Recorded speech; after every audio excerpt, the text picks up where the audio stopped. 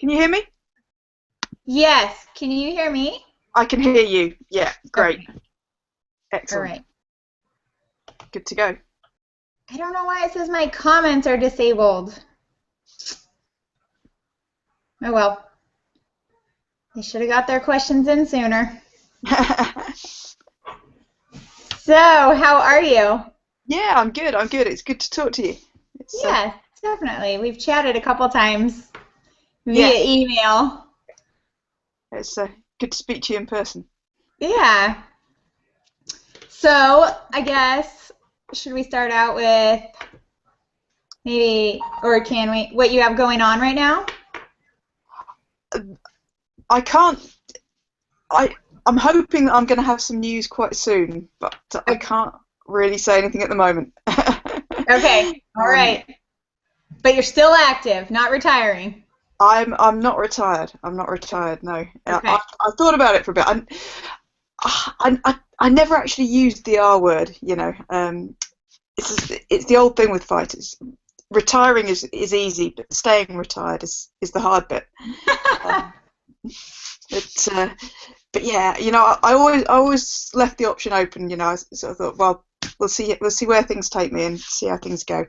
But I think I've got one or two left in me yet, so we'll see what happens. Hi. But I'm hoping to have some news quite soon. Good. Well, good. So I guess, I'm sorry, I should have introduced. I didn't feel like Rosie needs introducing, but there's my kid. But this is Rosi Sexton. You're 13 and 4, right? That's right. Yeah, Is that correct? I just want to make sure. Sometimes it's not right. that's that is right. That's the one. And you've been fighting for how many years? I mean, it's like 10 plus, isn't it? 12 years. It was, in fact, my first fight was 12 years ago last Sunday. Oh my gosh. Well, happy MMA anniversary. It had a bit of a shock when I realised that. It doesn't Holy seem like moly. 12 years. Yeah, no, that's a long time. It's a long time. I mean, time flies, but that's definitely a while. Yeah. I mean, even for a male, too. That's the, I guess, impressive thing that I don't think a lot of people realize, when you fought in the UFC and stuff. I mean, to us in the women's MMA community, like, that's Rosi Sexton, and it just sort of, I know that was, like, the only opportunity, but it just made me sad because the masses of people probably didn't know who you were before that, but to us, you are just like, a true hero. You're one of the few women who like just paved the way, and did all the hard work for us to reap the benefits. I think that we are truly, reaping today. I personally didn't think a couple years ago that it would be where it is today. Not. I was the same. I think I thought we'd get there eventually. But I thought it would take a bit longer than it did. So like I say, I think there's a lot of people who put a lot of work into that. And I think everyone who's sort of been there along the way and done that. I think it's all of us really. Yes, yeah, it is. But I mean, gosh, you've been through the trenches. It's been a journey. It's been a journey. It's definitely been a roller coaster. Well, you have some great promotions that you fought on. Obviously, for the people who matters, they think the world of you, and hopefully, I don't know who you'll go to next, but I know it will just be awesome for them to have you. Well, also I think I've got some plans, but we'll see. I was hoping to be able to talk about that, but it's not quite a done deal yet. It's quite all right. We will wait. Don't you have a 9-year-old too? Isn't that how old yours is? I do. He's in bed actually. It's 10 o'clock here in the UK, so I've just managed to. He's been very good for me tonight. One just got home from school. I saw yours doing backflips the other day. Oh yeah, it's Yeah, he nailed his first handspring. He's been doing some gymnastics.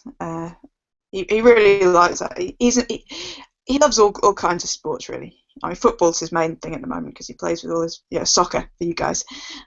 He plays with all his friends at school, but he does bits and pieces of everything. He does a bit of wrestling as well, and a little bit of jiu-jitsu here and there. So yeah, I'm just waiting for him to decide, what it is he really wants to focus on. Yeah, he likes soccer. Right, and they're still young. Like, it's hard to, it's hard to, I don't know, Arch just started wrestling. I would have loved for him to start sooner. He's been around it his whole life, but he didn't want to. That's it. I think that's the important thing. I think they have to want to do it. I never really wanted to push Lewis into doing anything just because I do it or just because I'm interested in it. I think it's got to be some stuff he's interested in. But he really likes it now. He's at an age now where he wants to do it. So I think that's good. Yeah, it has to be their idea. Definitely. Lewis is always quite independent-minded as well. He always knows what he wants, which that's a good thing. Yes, thing. Yeah. It's funny because they're like, 9. He's just sort of becoming a big kid and coming into his individual little self, as I'm sure you know all about that, and pushing those boundaries and wanting to be a little more independent and stuff. Yeah. Yeah. It's a good age, actually. I like it. Yeah, I think it's a lot easier than the younger age, actually. This is sort of, it's a little more smooth sailing. You can speak logically with them. Definitely. All right, well, let's talk a little bit about your background. It's quite impressive. So I feel very similar in you. Like I loved going to school, and I was, I got a degree in one thing, and then I was like, well, I went to school for exercise science, and that's pretty darn worthless, to be quite honest. Like, there's not much you can do but be a personal trainer or like a wellness coordinator. It's not clinical enough to work in like a cardiac rehab center. You got to be an RN for that. Like, it's sort of a stupid degree. So I went and got like my master's in business thinking, oh, the two will mesh up someday. But so, I mean, how did you go along your educational path? I kind of just sort of, I think the way I approach things is I'll find something I'm interested in, and then I want to find out all about it. I want to take it as far as I can. And I think the thing I found I was good at school and I was really interested in was maths. I think I just like that problem-solving aspect to it. I like being able to get my teeth into something and just sit there and figure stuff out. And I did a maths degree, and from there I went on to do a master's and a PhD. And then I kind of realised, well, you know what? There's other things I'm interested in as well. I think I decided that I didn't want to spend the next 40 years of my life sat behind a desk somewhere. So that's when I started looking around at other stuff. And at the time, I was just getting involved in mixed martial arts. I trained traditional martial arts for since being a teenager, and this was right back in the early days of the sport. Especially here in the UK, not many people knew about MMA back then. It was 1999, I think. I saw a documentary on TV, about some of the very earliest shows. This was, the Wild West out here when we're talking about that. And as soon as I saw it, I thought, oh, that's something I want to have a go at. So the plan was to maybe have a couple of fights to prove to myself that I could do it, and then get on with the rest of my career and whatever else I was going to do with my life. Somewhere along the line, I kind of got hooked on the sport, and I started thinking, well, I wonder how good I could get at this. I wonder how good I could be, and I suppose that's why I'm still here. I think there's still a bit more there. There's still, but that was 12 years later, or 14 years really since I started training. It's, yeah. Yeah, so I didn't realize you had your black belt in Taekwondo and Jiu-Jitsu. I did not know it was both, but It's the jiu-jitsu. It's traditional jiu-jitsu, not BJJ. I'm a brown belt in BJJ. So it's yeah. I mean, I sort of dabbled in various different martial arts when I was growing up. I did. I started out in Taekwondo when I was a teenager, and then when I went to university, I tried a few different things. So I did some traditional jiu-jitsu, some judo. Yeah, I tried out some other stuff as well, and that was kind of how I eventually found my way into mixed martial arts. I suppose it sort of came from that idea of wanting to know whether any of this stuff would really work. You sort of go, well, you know, I think like a lot of women, you know, I originally got involved in it. I was interested in self-defense. I suppose that was one of my motivations to start with. And you kind of get to the stage where I've been doing this for a long time now. You know, I know a lot of stuff. I know a lot of different techniques. I'd never really been in anything that you could call a real fight. You know, I've never actually had to test it out against somebody who was really trying to, you know, who was really trying to hurt me, I suppose, if you want to put it that way. And I guess I wanted to know whether would I be able to make it work, and also, you know, from on a psychological level as well. You know, would I be able to stick to my training, or would I freeze? And there was all those doubts and sort of insecurities about what I was doing. I suppose that's why I wanted to test it out, wanted to actually get in there and have a, well, as close as you can get to a real fight in that kind of controlled environment. And I think that was the appeal of mixed martial arts for me, this idea of it being as close as possible to, you know, to something real. And I think that's the great thing about it. You know, within the confines of that system, you know, within those parameters, it is real. You know, there is actually somebody who's, you know, trying to do you damage, and I think trying to rip your head off. Yeah, and I don't know if you notice the same thing with guys versus girls. It's funny. I almost, if there's smaller guys, I almost prefer rolling with them versus, or even competing live versus a girl, because I have always felt like girls are trying to rip my head off. Like, girls are out for blood. Like, they are always trying to kill me. Like, I did in a judo tournament one time. This girl was like rape choking me. I hate to say that, but just like, and I'm like, dude, that's not a joke. I think that's not real. And that same girl like bit my boob. Like, while I had her head and arm, like, just bit me, like, right here. And I'm like, what the heck, dude? But she was a girl who wasn't used to losing, and she was just a teenager. So, I mean, understandable or whatever. I didn't get mad about it. But that sealed my opinion on the fact that girls are out for blood. They are always trying to rip your head off. Whereas I feel like males, they're sort of there for the sport of it. I don't know if that makes sense. You know, like they're there. It's like a chess game. I do know what you mean. I do know what you mean. And I think it's particularly true because a lot of women in this sport, it's becoming less so these days. Now there's more of us around. But I think certainly in the early days, the women that were there in the sport were used to training with men mostly. And I think it's almost a territorial thing when you get two women in the same gym. There's that sort of competitiveness that you know.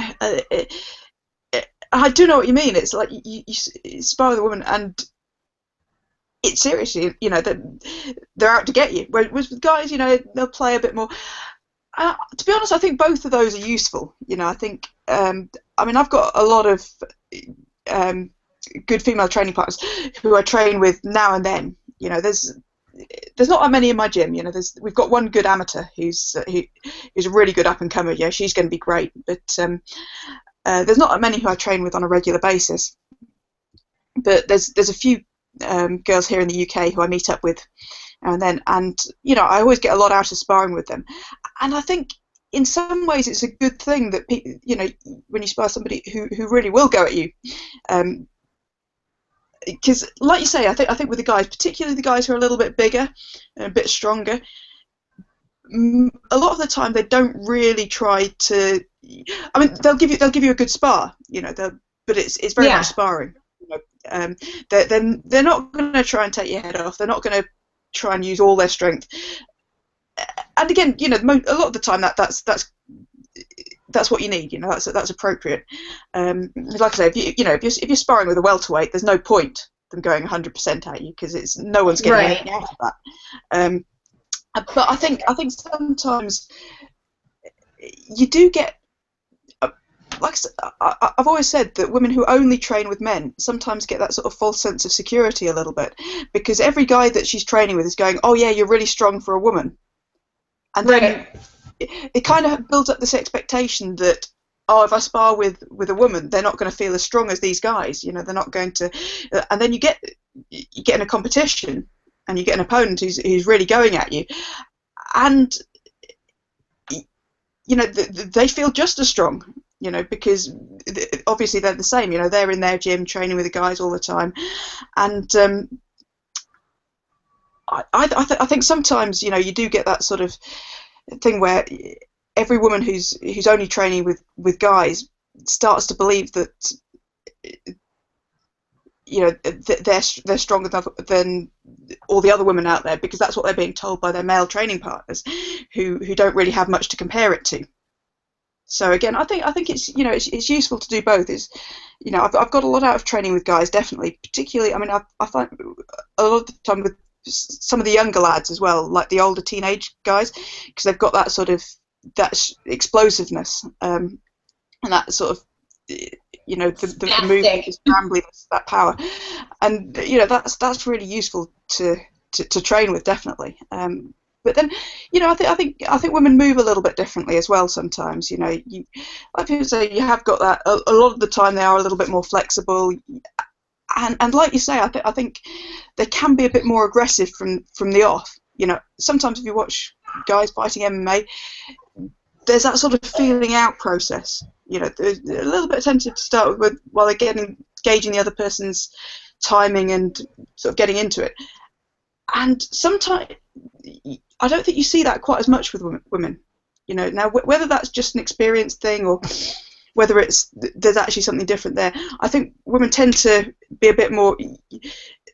When you see a female fight, a lot of the time you see straight away they'll go at it, and there's a lot less of that feeling out. You know, it's, you know, they lock horns right from the first bell. So again, I think it's useful to be aware of those sort of tendencies. Not all the time, you know. It's like we're talking sort of generalizations, and there's always exceptions to that.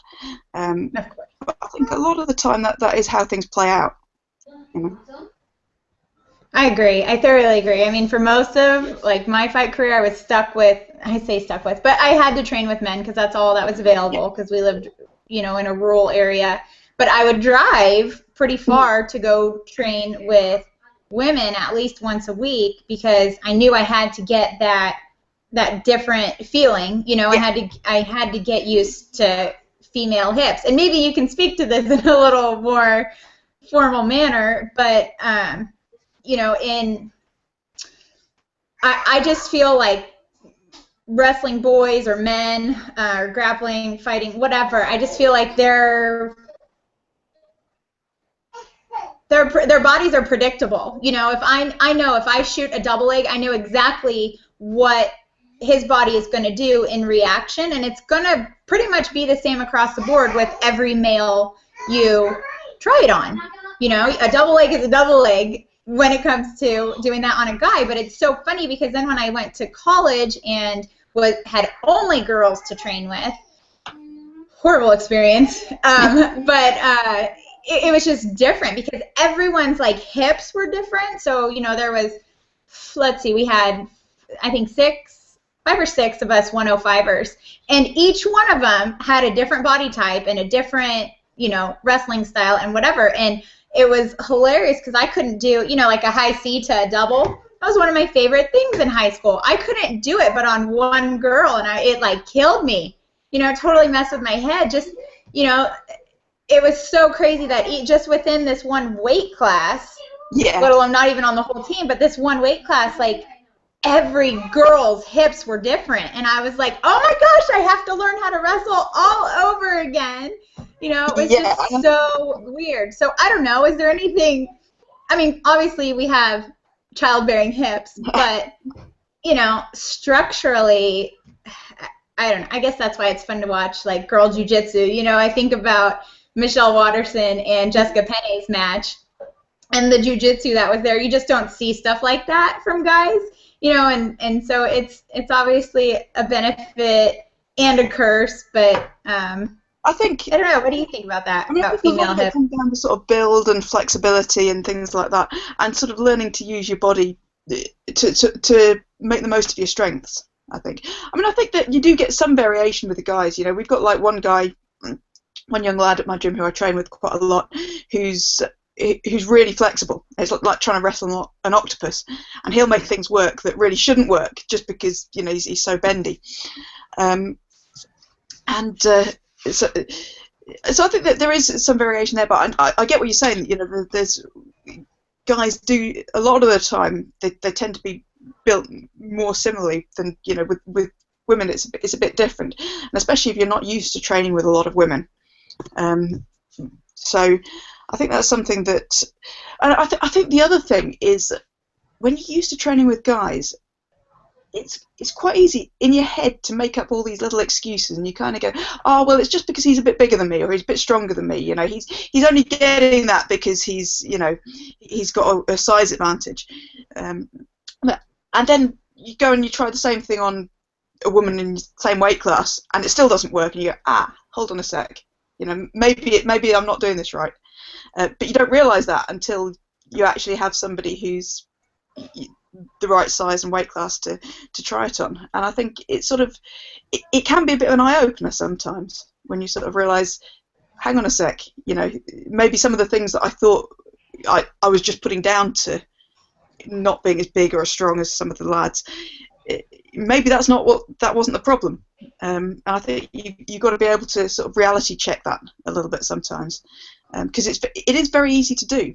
You know, even when you're aware of it, you can fall into that trap a little bit, if you don't really pay attention.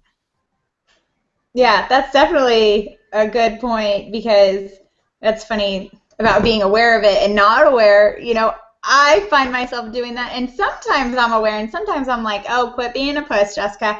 You know, and then other times I like literally rationalize it that, oh, well, his legs are way longer than mine, or, you know, he's 170 pounds, or whatever, you know. I mean, of course, sometimes it's not working because he is 170 pounds. You know, so sometimes that is the problem, but sometimes it isn't, and it's sort of, you know, you got to know the difference. Yes.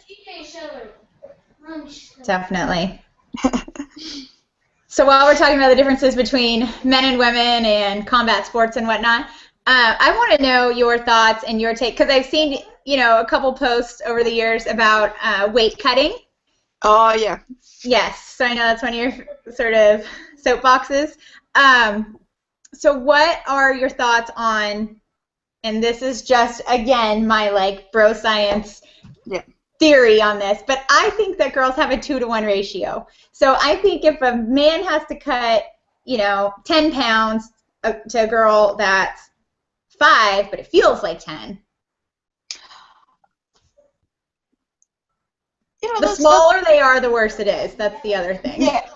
I mean, I think it is. I mean, for guys as well, it's relative to size. You know, the smaller guys aren't cutting as much weight as the bigger guys, but I do think you're right. I think, and I'm not sure I've got a good explanation for this in terms of physiology, but women do seem to have a harder time cutting weight than guys.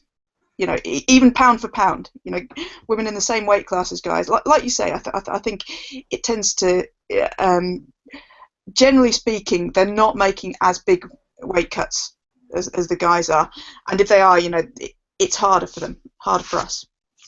I mean, I've pretty much got it down, you know, what my body can do.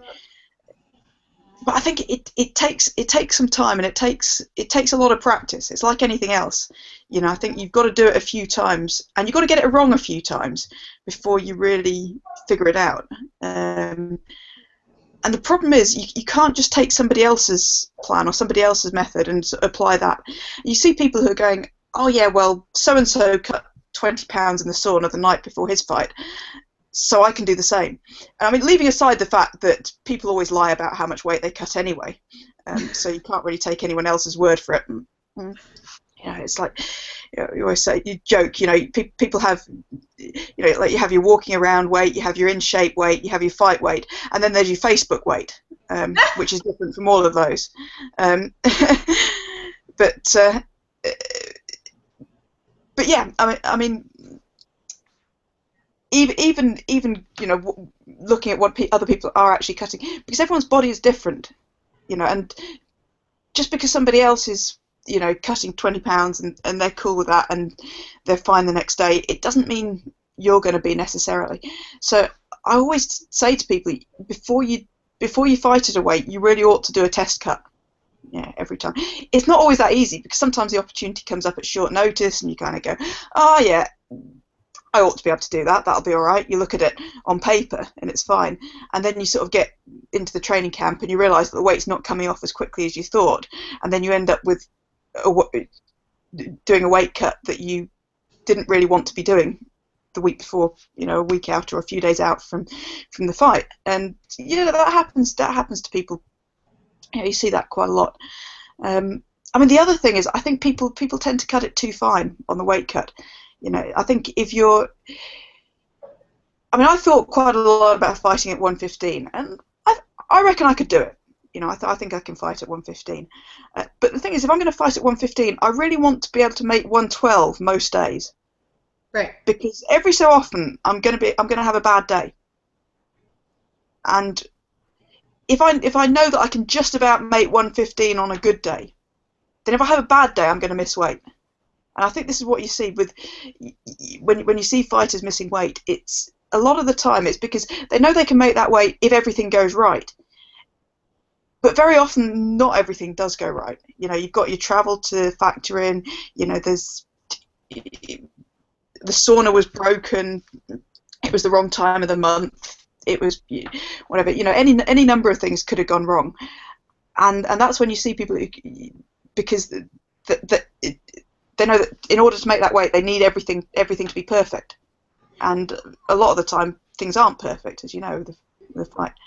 So I think it's sort of getting into that mentality of saying, right, well, really, I want to be aiming at 112, and I want to be thinking 112 right up until I make 115. And I kind of think that's the approach I want to be taking to it, really, which is why I'm not that keen to suddenly go, oh yeah, I'll fight at 115. You know, I think, well, if I'm going to do that, I'm going to take my time over it and get it right and maybe do a few practice cuts first. But yeah, I mean, it's a difficult one because I said, especially with this sport, you know, especially with women in this sport, you take the opportunities that are there in front of you, and sometimes that opportunity will be at a weight class which you think you can make, but you're not quite sure about, or you've not done in the past, and sometimes it works out and sometimes it doesn't. And I think this is kind of one of the problems with the way people approach it a lot of the time. I mean, everyone's got their own individual ways of doing it, and I think once you've been around the sport for a while, you know what's going to work for you. I mean, I don't dehydrate particularly well. You know, I think, like I say, if my body responded a bit better to that, then like I say, it would be a lot easier for me to look at maybe 115.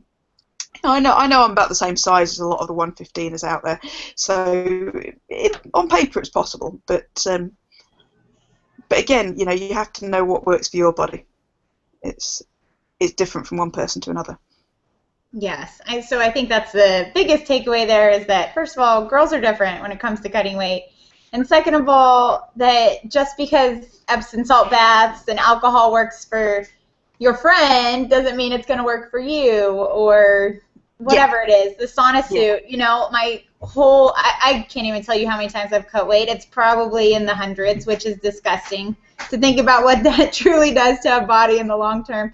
But the last time I tried to cut, which would have been for Invicta, the sauna killed me that day.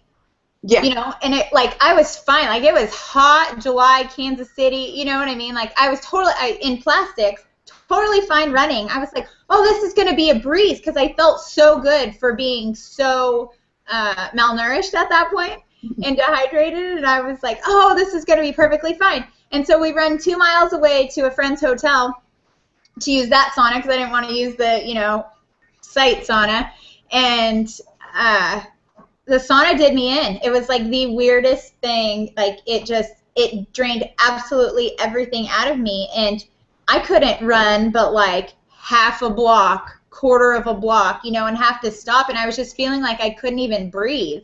Like, this is, you know, it wasn't that it burned that I needed to stop and walk. It was like I felt like I had no breath. And I mean, then we went home and did the Epsom salt baths and, you know, all these other stupid things. Walked on the treadmill. I was passing out on the treadmills. My breathing was slowed almost all. Like, Penne was like slapping me. Jessica, you need to breathe. Like, it was just not smart, you know. But and this is the other thing I want to talk with you about, is like the cusp of being a noble athlete and stupidity. I feel like that's a super fine line we walk, and that day I crossed that line entirely. Yeah, I mean, it's a difficult call, because at that point, you know, at that point, your options are, you know, are you going to make weight, which is probably not particularly good for your health, or are you going to not make weight, which, again, you know, we all want to do that because we're all professional athletes, you know, and that's you're going to want to do everything you can to make that weight class. So it is a difficult call to make, and I think one of the problems that women have particularly, I mean, I think it's the same for everyone, but I think it tends to be more the case for women. Again, I don't really know why exactly. I mean, to some extent it's probably a hormonal thing, but yeah, you can do exactly the same weight cut. You can do it one time and it's absolutely perfect and you're on point and there's no problem. You feel great. And you can do it again another time and do the exact same weight cut the exact same way, and it all goes horribly wrong and you're nowhere near. And there's so many variables, it's really hard to sort of pinpoint, well, why is it okay one time and not another time? And I think that sort of, that kind of variation, that's really difficult to allow for. Like I say, you can know exactly what you're doing. You could, like you know, you can have done it loads of times, but then this one time, for no apparent reason, you know, it's just that much harder, and the body's unpredictable like that, I think, which again is why I tend to say, you know, try and leave a few pounds in the bank. You know, I mean, if I know that, you know, I can sauna 5 pounds, then I'll try and do 2. You know, I'll try and actually leave a few in the bank, if you like, so that I know that if things go wrong, I've got that I can fall back on. But I'm not cutting right down to the wire, and I think that's the only thing you can do. You know, I think I mean, the more sort of big weight cuts have become popular, people do try and get into the lowest weight class they possibly can, and you can see the logic behind it. You know, that there's that mentality that if you can make a weight, then you should. You know, if you can make the weight class below, then you should be making that one. But again, I think at the same time you've got to look at what's going to be good for your career in the long term, and you know, how many times can you make that cut, and how's your body going to respond? And, you know, not the first time you make it, but if you're doing that consistently, you know, one fight after another, what effect that's going to have. And I think you know, I think it does make a difference. You know, I think if you're fighting in a weight class where you're maybe not draining yourself quite so much, then that it just makes it a little bit more sustainable, perhaps. But again, I mean, I think, you know, it can be a tricky line to walk, because again, I mean, the weight classes are quite a long way apart. You know, I think, you know, the sort of 10 pounds between, I mean, for me, you know, the 10 pounds between 115 and 125 is massive. You know, I can make 125 really easily, I can make 120 without too many problems. You know, I made 120 without a sauna in the past. But then 115, that extra £5 to 115 is a big drop. So I think the fact that there is quite in MMA, there's more of a gap between weight classes than there are in other sports like boxing, for example. And I think that does make it a difficult call for some fighters. You know, if somebody's sort of right bang in between two different weight classes, that question of, well, do I go up or do I go down? It can be a tricky one. I agree. And I mean, most people don't approach it as logically as you are, and I think that's why you see so many people missing weight, and then if they don't miss weight, so they made it great, they got that part done, they perform like shit the next day, you know, and it's like this double-edged sword. Like, great, you know, you made the weight, did what you were supposed to do, but now you're performing like shit. So ultimately, like, what is it? Like, you know, I think people would rather see a great performance than see somebody be all noble and kill themselves to make weight. Yeah, I mean, I think it's definitely true that we would all be better off if nobody cut weight. If everyone just fought at their natural weight class, you know, I think obviously we'd all be better off. But the problem is, it's really hard to write that into the rules. You know, I think people have come up with various solutions and sort of suggested, oh, why don't you have the weigh-ins on the same day?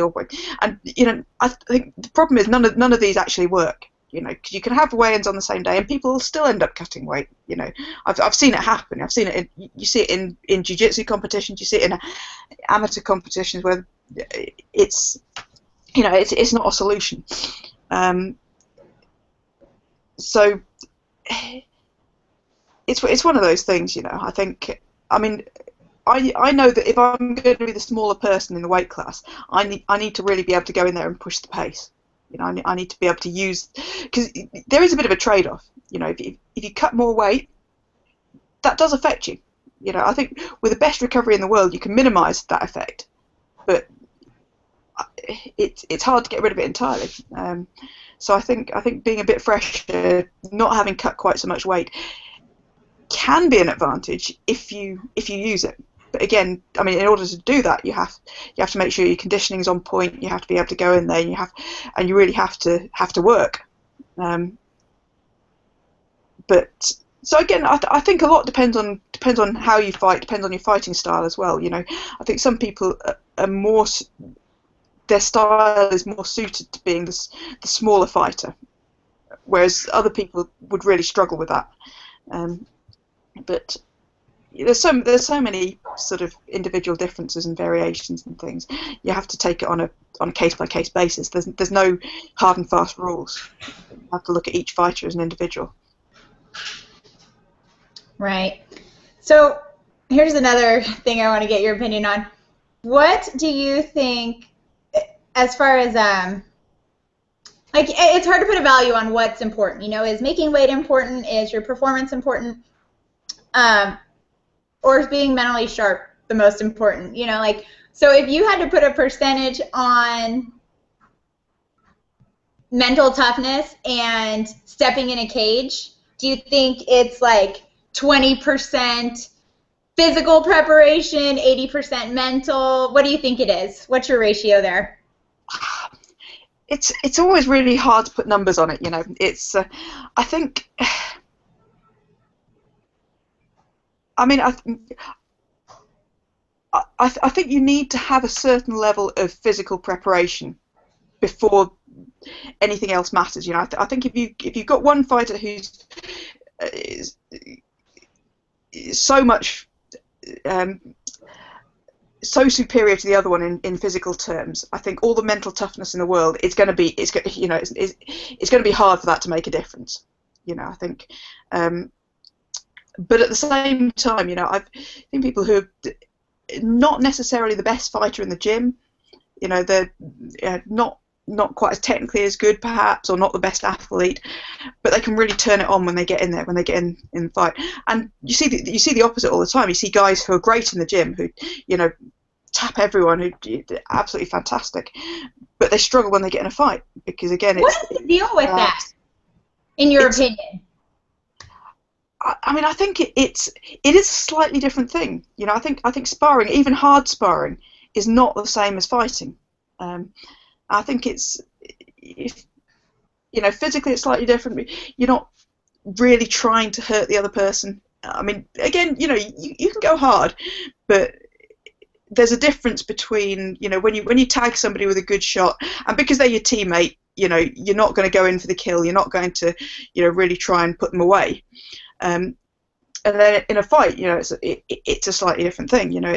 It feels different. And then there's the element of, handling the pressure as well. Handling the nerves, handling the, all the other things around it, and being able to kind of stick to a game plan, stick to your training. I mean, again, to some extent that comes with experience, because I think, the first time most people fight, I think they find that everything goes out of the window, and nothing that you do in training sticks. It sort of feels like you're winging it completely. But the more you do it, I think the more you can sort of still be, again, go back to what you do every day in the gym, and think through what's going on and problems, and sort of be a bit more present there, rather than sort of getting, I suppose, getting lost in the moment. I think the more you do it, I think the easier that gets. But again, I think some people do find that easier than others. That sort of switch from gym mentality to competition mentality, and then you get other people who, every roll in the gym or every spar in the gym, it's like it's the world championships. They only ever go hard. But then because of that, I think, you see them in competition and they do exactly the same thing. There's nowhere for them to go. They can't up their level because they do exactly the same thing in the gym all the time. And so often, it's those guys that you see that, go 100% every round, but they don't necessarily do all that well in competition. They might be tapping people in the gym, because they play their A game every time. They're going 100% every time, but then there's nowhere for them to go. It's like that's all they've got. Whereas I think sometimes guys who'll maybe take a step back and sort of, obviously, you need an element of hard sparring. I'm not saying that you should be going light all the time or anything like that, but I think being able to vary that and being able to sort of, some days you're going to go in there and you're going to go hard, and some days you're going to sort of back off and maybe play with different things, or play things that aren't necessarily your A game, and be able to try something new or try something different. And that feeling that you don't have to win every round in the gym. Training is training and a fight is a fight, and I think it's really important not to get the two things confused. It's like the guys who you'd be really proud of who they tapped in training. It's like, well, it's training. You don't know whether your training partner, I mean, maybe that was their third session of the day and they were really tired, or maybe they're dieting or cutting weight for a fight. Maybe they were just trying something different. I think you can't read it too much into what happens in the gym. I think the measure of how you are as a fighter is what happens under pressure. When it counts, you've got two people who've trained for a fight, you've got the preparation right, get in there. That's when it counts. I think, and sort of, to be honest, it took me a long time to really be able to see that perspective and to be able to sort of, and even then, now sometimes I'll have a bad day in sparring, and you go away and sort of a bit mad at yourself, but then you have to be able to look at the bigger picture and sort of say, well, you know what, I don't have to win every round in sparring. If I was trying something new or I was doing something different, if I achieved the objectives that I was looking for, if I improved on that one thing that I was trying to work on, then that's a job done. That's more useful than just going in there and doing the same thing every time, and I agree. just focusing on that sort of narrow outcome. But yeah, I think that's really hard. People talk about leaving your ego at the door, and it's hard to do. You know, I think we all find it difficult. That's why it's. But at the same time, you know, it's absolutely essential. I think if you're going to really progress, you know, I think the guys you see or the girls you see, you know, getting good quickly are the ones who can do that. Yeah, and it's such a joy to talk to you and get to just listen to you speak from experience, because it sounds like you've encountered every single kind of training partner there is to experience. And you've learned all those lessons, you know, like I think even still I struggle. You know, there will be days where I leave like Muay Thai practice and I'm like, that was the worst day ever, you know, and I find myself, this isn't for me, you know, maybe I'm just a wrestler and that's all I'll ever be, you know, like I just have these moments where I'm like, why do I do this sport, you know, like I'm not good at that, I will never be that, you know, and it's, and because I had a bad practice, you know, but maybe I lifted earlier that day, or maybe I didn't sleep well, you know, I don't factor anything else in, I just judge my future career success or failure on that practice, and then beat myself up for the rest of the night and lay in bed awake, like, you know, it just, I mean, I think it's so hard being a fighter. We all have days like that, you know. I think everyone I've spoken to has days like that, and I think that, I mean, the problem is you have a good training session and you go away and you go, yeah, you know, I'm great, I'm fantastic, I'm amazing, you know, I'm a future world champion. It's going to be, and then the next day you go and you have a terrible training session. It's like, oh, I really suck. You know, I'm terrible. You know, I'm the worst fighter in the world. And it's like you know, so much hinges on, you know, what happens that one session. The way I look at it is, you're not as good as you think you are on your good days, and you're not as bad as you think you are on your bad days. You know, the truth is somewhere in the middle.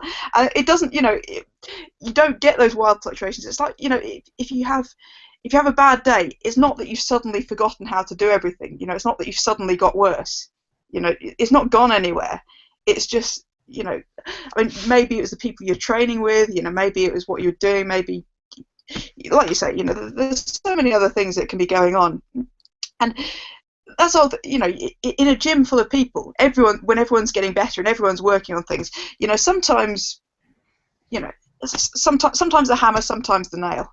You know, and that's how it goes.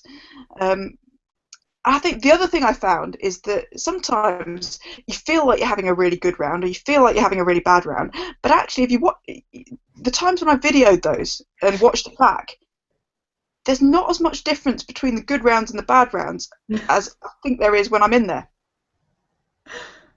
Yeah. And a lot of the time, you know, you watch what you thought was a really bad round, and sometimes it all comes down to there was one mistake you made early on in the round, and then everything else kind of, you know, was playing catch up from there. But actually, it was just that one thing. You know, it wasn't that you sucked at everything. You know, it was that you made a mistake, you got yourself in a bad position, and then, you know, you were struggling to get out, and, you know, things, you were on the back foot a bit. But I mean, I think video, sort of watching video back, can be really helpful, because you can see those things and you can sort of get a much more objective view on how things are actually going, rather than sort of the feeling you come away with after sparring, which can often be really misleading. You know, you sort of feel, oh, that was a really good session, or that was a really bad session, but actually when you look at it, you know, and you look at the detail of it, it did, a lot of the time it's not how you thought it was. Yeah, that's funny. And you know what else I found, which has been a hard lesson, but I found I do my best when I don't think. So when I think about what am I going to do when they do this, or what's the counter to that, you know, like when I think way too much, I suck, because I'm busy thinking and I'm not busy doing. Whereas when I act instinctually, I do, you know, and it works, and it's better, and it's successful. And I mean, again, I think this is kind of why things, you know, things have to go in cycles. Because I think if you never think about what you're doing, it's hard to improve, because you just end up doing the same things over and over. But as you say, you know, when you think, things get worse before they get better. So I think there's a time and a place for thinking about what you're doing, but I mean, this is kind of comes the whole fight camp thing, and, you know, this is why I think, you know, the time to be learning new technical skills and to be developing your game and to be doing different things is actually out of fight camp. You know, when you haven't got a fight coming out, or when you've got, you know, at the beginning of a fight camp early on, when if you've got quite a long way to go, you know, that's the time to put in the new technical work, or if you want to be doing something a little bit different. And then the closer you get to the fight, the more it's sort of drilling it and making it second nature, and, you know, drilling reactions rather than thinking about new things or putting in a lot of new skills. So it's knowing when to do what, and again, sort of being able to take that step back and sort of say, actually, you know, I'm going to try this. It's going to be a bit different, and I'm going to suck for a while, and I'm going to get beaten up by everybody. I'm going to get caught by white belts, but it's sort of looking at it as a long-term process rather than what happens in that one particular role. Yeah, it's like, I mean, I decided, yeah, I wanted to work on some new bits of my jiu-jitsu game, and wanted to spend a bit more time, you know, working with some different kinds of guard and things like that. And the first time I try it, you know, the first dozen times I try it, it sucks. You know, and I'm getting people passing my guard easily, and you go, well, why am I doing this? And eventually, you know, it starts to make sense, and, you know, it starts to come together, and then that's when things improve. But it's understanding that process and sort of realizing that things aren't going to be, you're not going to be able to use it straight away. It's not going to be part of your A game straight away. So it's sort of having those different levels.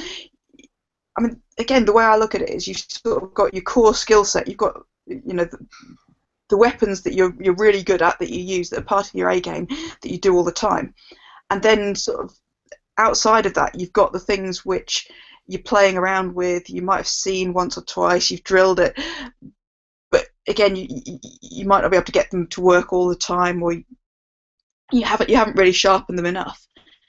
And again, it's sort of knowing which are which, and then knowing what you need for one particular fight, and saying, okay, well, actually, you know, I need to sharpen up this and sort of bring that into my core skill set. I need to actually, or that technique which I saw a while back but I never really worked on, you know, that's the one I need in this position.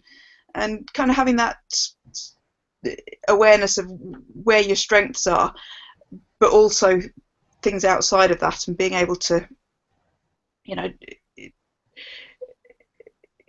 to sort of vary that skill set depending on your game plan and your opponent and things like that. I mean, this is where I think, you know, it all gets really interesting when you start looking at that, and for me, you know, that's the beauty of the sport, because it is so technical and there is so much to it, and you can go into a lot of depth with it all. Oh yeah, you can go wherever you want with it. That's what's so cool about it, is it truly is. It's mixed martial arts. It's whatever you want it to be. I mean, it's, you know, after 14 years in sport, I still go into the gym and I'll learn something new every day. You know, you never get to the stage you go, right, well, that's it, I've got everything now. There's always something else out there. You know, there's always somewhere new to go with it. Yeah, and that's something that not many sports can say. You know? I mean, I genuinely think that it's probably the most technical sport in the world. You know, I mean, I'm sure people in lots of other sports would dispute that. You know, people, but when you think that, I mean, you've got boxing, Thai boxing, kickboxing, wrestling, judo, jiu-jitsu. Each one of those people devote a lifetime to. You know, each one of those is a study in itself, and then you've got to be able to put those together and look at the transitions between them. You've got your strength and conditioning, your nutrition, your sports psychology. You know, that whole, and again, the psychology of combat, I think, is really, really interesting. You know, that it's one of the things that I find fascinating about it. You've got everything that you think about in any other sport. You know, you've got that performance anxiety and everything, but I think there's that extra edge to it, because there's something very, very raw about it, very, very real, very primal. You know, when you two people fighting each other. Yeah, I've always wondered. I don't know, and I think the psychology of it is so intriguing. I think what it comes down to is that we are comfortable with being uncomfortable, whether that's, eating strictly Yeah, or, practice, just grueling practice and strength training and conditioning and just the mental aspect of it. It's funny because people are always like so in awe, and to me it's like not that big of a thing. I mean, it is. Fighting is really, it's scary. There's no other word for it, really, like it. But people are, oh, I could never do something like that, never. And I'm always like, man, I just don't know, like, in life, if there's much I would say, like, oh, I would never do that. Maybe jumping off a building, or, like, like bungee jumping or something like that. But I guess I don't understand why there's masses of people who are like, oh, I could never do something like that, or I would never, or it's like such a far off thing, whereas it's like just a part of my daily life, like for my kids too. Like it's normal to us. It's not a big deal. And I always wonder, like, man, that's so intriguing that it's just crazy to some people. Unheard of. Absolutely, like the craziest thing you could do. And then to us, women like us, we're just like, we're moms, we work, and then we go punch people in the face and get punched in the face and try to rip each other's arms off. Like, no big deal. It's just. I think it sort of, it kind of recalibrates what you think of as normal. I think you kind of. I don't know if you've seen Fight Club, the movie. It's the quote that comes on. After fighting, everything else in your life it's like everything else in your life has the volume turned down. And I think that's kind of, there's an element of truth to that, I think it's because it's so intense and it's so, I suppose, you just feel Alive. Like, there's nothing that can make you feel that's the more best alive. word I can think of it. It's intensity. There's and after that, a lot of other things just seem like not such a big deal. Things which maybe used to bother me or used to be a bit. You kind of go, well, actually, it's like exams. I used to get really, really stressed about exams when I was at school. Used to. And then, after fighting, you kind of go, well, you know what? Nobody's punching me in the face. Nobody's going to try and knock me out. I'm not going to end up unconscious in front of an awful lot of people. So, really, what's the worst that can happen? Yeah, no. It does give you that sort of slightly different perspective on things. I go, well, really? Nothing really bad's going to happen here. And I think, or like giving a presentation or giving a talk or something like that. It's, I think it's natural to be a bit nervous about things like that, but again, sort of being able to have that perspective, I think, No, it's not. And I used to find myself doing that too, because I had to do a lot of public speaking at work, and I mean, even in front of like big groups, and have like, maybe 80 people in front of me and then 100 or so online too. And I remember like getting nervous and then thinking, what the heck? This isn't any worse than getting on a stage in your underwear 6 months post baby. This isn't shit. I got this, I got this. So it's so funny how many life lessons I have learned through wrestling and MMA. Like you said, like, yeah, it's everything's so trivial after you fought. I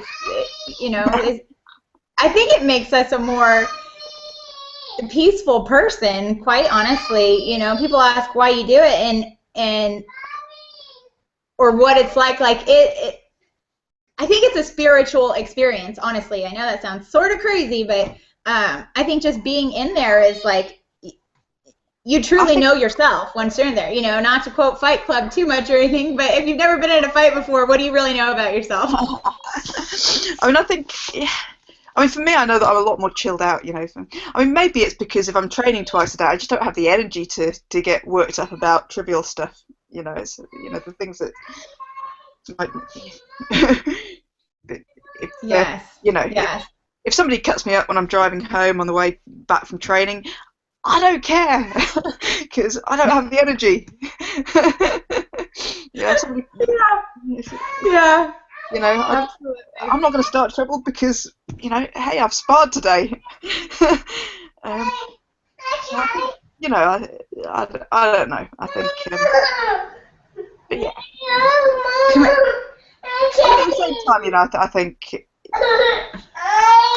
parents especially as well, when there is that sort of thing where you get home and you've trained and you're exhausted and you kind of go, I just want to go to bed, and obviously, it's oh, oh. Are you there? Oh, I'm here. Sorry, I had to let a kid out. I know that feeling. But yeah, it's when you've got other responsibilities as well, and you're exhausted from training, and you kind of go, oh, it would be so much easier if I didn't have to do all these other things as well. But like I say, like you said, I think it's you learn a lot about yourself in the process, and not all of it's good. I think you learn. You learn where the rough edges are as well, but yeah, it's an experience. I think that's I think for me that's one of the biggest things about it. It's the kind of that process of, well, I suppose that process. It's the whole kind of preparing for a fight, doing it, the whole experience all the way through. Yeah, that's really what I'm in it for. The journey of it. I think that's what drew me to it in the first place, and that's why I'm still here.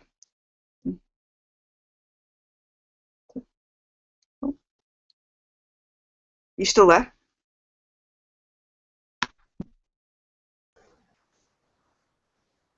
Oh, hello.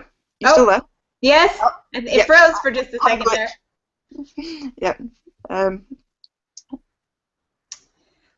Well, okay, so after your last fight, I remember seeing some posts from you, like clearly you were struggling, and but to be quite honest, it was sort of refreshing to know that somebody of your mental fortitude, your experience, and just your caliber still struggles with, the things that us little newbies struggle with, like it's I think it was, while it was definitely a hard time for you, I think residually, I think you did a great thing for a lot of other people by letting them know, the honest truth. I mean, you were also really frank with them, like, give me some effing space, shut the hell up, and just like let me be, let me process this, like be respectful, and I thought that was great of you. I think the least that people can do is do that, not talk shit about you in forums or whatever, be like keyboard warriors, and just. Oh, hello.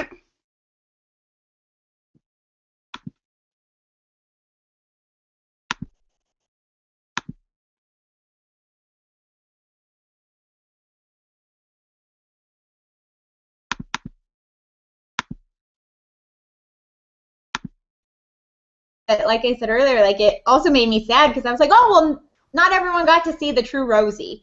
Like you looked so small against that one girl, and I was like, this sucks because it's just not, life's not fair. But it just wasn't a fair representation of you. So, it pained me to see you struggle like that afterwards, but it also, I think, it was a tough year for me. I think I had a lot of things going on.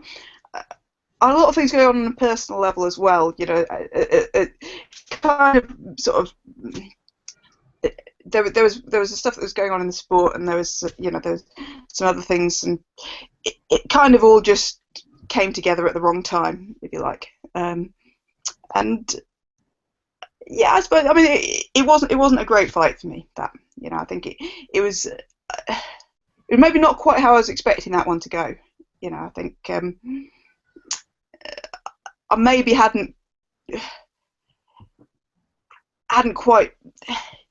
I mean, I knew I was small for the weight class. I always knew that was that was going to be a factor. But at the same time, it was an opportunity, and I wanted to give it my best shot. Like I said, I think in fairness to her, Jessica did a great job of coming in with the right game plan and using the advantages she had in that situation. So it didn't really pan out. And that happens sometimes. That's the nature of the sport. There's two people in there, and statistically, half of the time you're going to lose. Or one out of those two people is going to lose. So, I mean, we all spend a lot of our time going. I suppose that mentality of sort of thinking that everything's going to go right, that you're going to win, thinking positively about it. But at the same time, I think you have to be able to face the reality as well, and sort of realise that sometimes things aren't going to go your way, and being able to deal with that. I think what I've always said is, at some point, you've got to make peace with the worst thing that could possibly happen. And I mean, I think I kind of realised this going. We all at that point. Everyone loses at some point, or most people do. There's very few fighters who go through their whole career and stay undefeated. And I think, especially if you've put together a few wins, you're doing all right, and then you have that first loss. And I think it's how you come back from that. I think says a lot about a fighter, and it's being able to sort of to look at that and go, yeah, this could go horribly wrong, but I'm going to get in there and I'm going to do it anyway. I think, to me, that's kind of that's more what it's about than convincing yourself everything's going to be fine and it's going to be great and you're going to just smash this guy. And I mean, I suppose some fighters do take that approach, and I think I'd really like to be able to do that. I often think actually that people who are maybe not all that bright have an easier time of things, because it's easier to convince yourself that that hey, you're the greatest, everything fine. I work harder than everyone else. I'm the next big thing. Everything's I'm going to win. But I think things don't always work out that way. There's a lot of people in sport who are working really hard, who are great athletes. Everyone does that. I think, especially as the standards coming up at the moment, you've got a lot of really good up and comers coming into the sport. You've got a lot of good young girls coming into it and doing really well. And you look at them and you go, oh, yeah, that's especially for someone like me who's been around for a while, and you see these talented up and comers. It's I'm not under any illusions. I think there's every fight is always going to be tough, and every fight is always the biggest fight of your career, because it's the one that's in front of you. That's how you see it. But like I say, you have to be able to look at that and realise that it could all go horribly wrong, and go, hey, I'm going to do it anyway. And I think that's the challenge. That's when it gets. Yes, absolutely. And honestly, I'd rather fight somebody on a win streak than somebody who came off a loss. So. Yeah. I think I think it was. I probably found it easier sort of in the early days. When I was kind of under the radar. It is easier to convince yourself that when you've only ever won, you sort of think, hey, I'm doing great, this is fantastic, you got some momentum. But I think sooner or later, everyone has to cross that bridge. You know, everyone has to face that, and yeah, that's. I think it's good for you. You know, it's something to. I always think, you know, especially if you want to go into coaching and something like that, you know, I think if you've only ever won, it's hard to do that. You know, it's hard to you're missing out on some of the experience. So I think sort of picking yourself up after a loss, it's an important part of being a fighter. You know, it's an important experience to have. So I think people who've never done that, they've maybe, you know, well, you know, I won't say sort of less capable, but certainly missing out on part of that experience. Yeah, I think so. I think absolutely. I think even in life, you know, I think it helps you. I think losing and getting through those rough patches like really helps you even in, you know, in professional life and your personal life. Like you know how to deal with that and your world doesn't crumble around it and you're still able to pick yourself up and move on, you know, you're going to be a better person everywhere for it. Yeah, I think there's also something quite liberating about realizing that that's as bad as it gets. You know, okay. Yes. That was my worst fear. That it happened. I'm still here. I'm still alive. You know, okay. You know, if that was the thing that I was afraid of, well, maybe it wasn't so scary after all. I think, you know, that's a good feeling. I go, yeah. Actually, I was all right. You know, if it all goes horribly wrong, I'm still going to be all right. Yep. No, I agree. I honestly think when I started my AMI career, I fought Barb Honchak, and she cornered me for my next fight, which took me 10 months to convince myself to do, mind you, after getting beat up by Barb. I took 10 months to convince myself that I needed to do that again. But I did, and, you know, I was so nervous, and right before we're walking out, and she's like, what are you nervous about? I don't know, losing or getting hurt or, you know, just had this laundry list. And she's like, could this really be worse than fighting me? She's like, nothing, no, you know, no 105er is going to be worse than fighting me. Honestly, just, you know, size-wise, not tooting my horn, but size-wise and strength-wise, it's not going to get worse than that, Jessica. Like, it's downhill. And I'm not kidding you. I use that every single time going into every single fight that, you know, I was like, it's not going to get worse than Barb. Like, it's not going to, nothing's going to hurt that bad. And still to this day, I'm like, I'm fine. I am totally fine because of that loss. And had I not had that, like, I didn't care about a record or anything at that point. I had never been punched in the face, like, at full force before, or kneed in the stomach. That was the really bad one, getting kneed and having the wind taken out of you and the intense pain. You know, like, I wanted to tap in the air. I'm like, how do I get out of this cage? This is terrible. But just knowing I got that out of the way, like, literally it's not ever going to be worse than that. And I am so thankful to her for that, because, like, I've used that so many times, you know, in training, you know, just everywhere. Like, so yeah, I think you learn a lot from successes and failures, but I think failures are what help you grow as a person. Yeah, I mean, I think a certain amount of it is definitely healthy. You know, I think. Yeah. I mean, it's like I think growing up, you know, two of the big things that I was scared of, physical conflict, and what other people thought of me. So what it was that made me decide that being a professional fighter was a good career choice, I have no idea.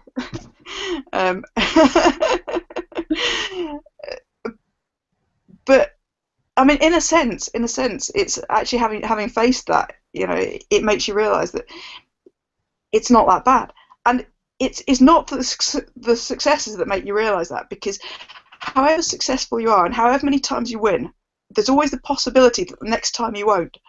You know, there's always that thing at the back of your head, well, maybe maybe what if I come up against somebody who I can't beat, or but I think realizing that I've been beaten up pretty badly, but I was all right.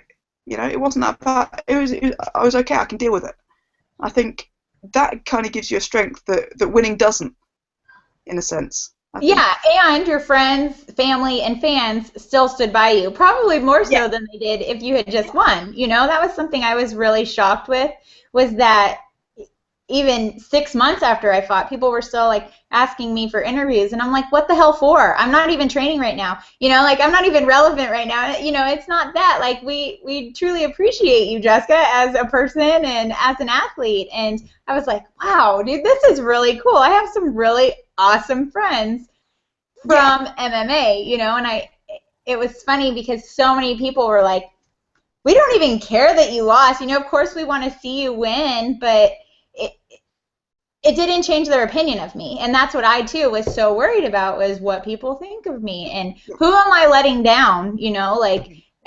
I think that's what makes me go harder in practice or training or whatever. I'm like, I have so many people I don't want to let down. And I think it was a little bit relieving to find out that so consistently across the board, so many people were like, you don't disappoint us, you're fine. So. Yeah. I think realizing that the important people, the people who matter, they're still going to love you anyway, whatever happens. Yes. Yes.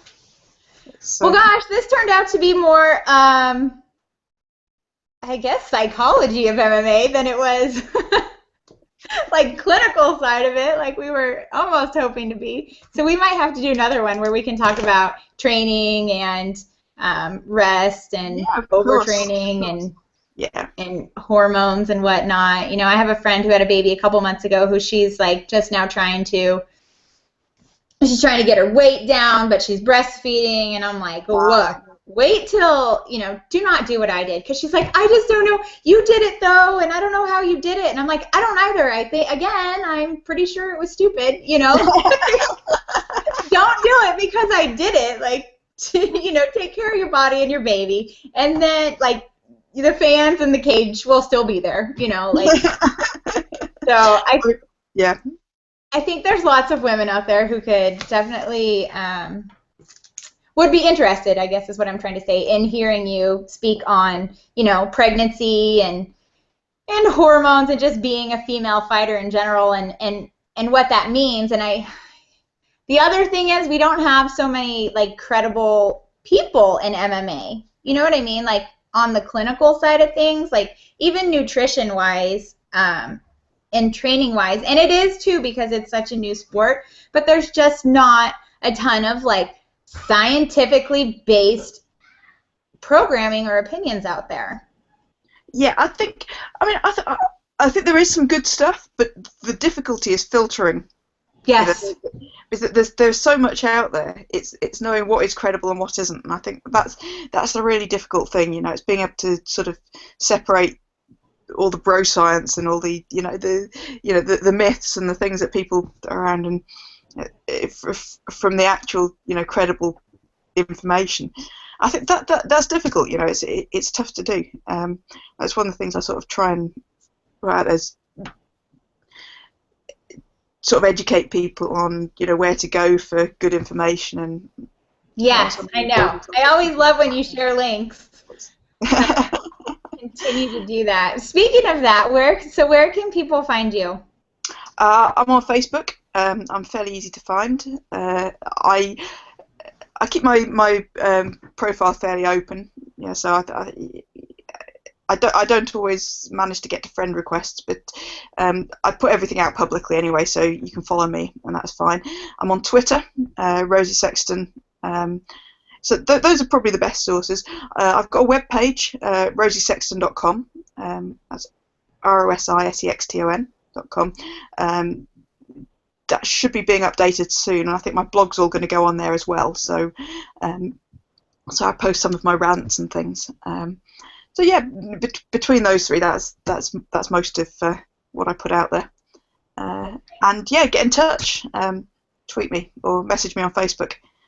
Yeah, and that's the other thing is, like, I want people to know, like, so if you ask Rosi a question, I mean, before I even knew Rosi very well, I don't remember what I asked you, but it was a long time ago. I'm like, I'm just going to shoot this in the dark and just ask her. And you got back to me, like, you know, within that day, and I was like, dang, that's cool, you know, to have somebody like that. So, again, Rosi's not stuck up and snobby. She knows what the heck she's talking about, and those are the places to find her. So please, if you have any questions and would like a credible answer, check out her blog or follow her on Twitter. I'll do my best to get back to as many people as I can.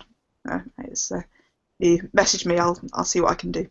Yeah, I try to. Sometimes messages take me a little while, but, you know, I try. I get all sorts of crazy questions, but I try. Again, you know, it's so hard. It's so, I mean, with Dr. Oz and freaking, you know, just all the massive, massive amounts of information coming at people in this day and age. Just Pinterest the other day. I saw, like, the stupidest shit on Pinterest, and I was like, oh, this is so annoying because it's so much work for, you know, personal trainers and nutrition to actually fix what these stupid articles are pumping out, you know? So, yeah. Job security, I guess. All right. Well, Rosi, thank you so much. Again, it was a joy. Good to talk to you. It's been great. Yeah. We should do it again, definitely. Absolutely. And like I said, next time I'll do a more detailed, like, checklist so we can, like, have more, like, cover some, like, clinical questions, because that's the other thing I was trying to do. I've had, like, a physicist guy who's into nutrition. I had him on a couple shows ago, and that was pretty interesting. So I'm just, like, trying to, you know, bust myths and get ladies the right information, and guys, you know, but get them good information.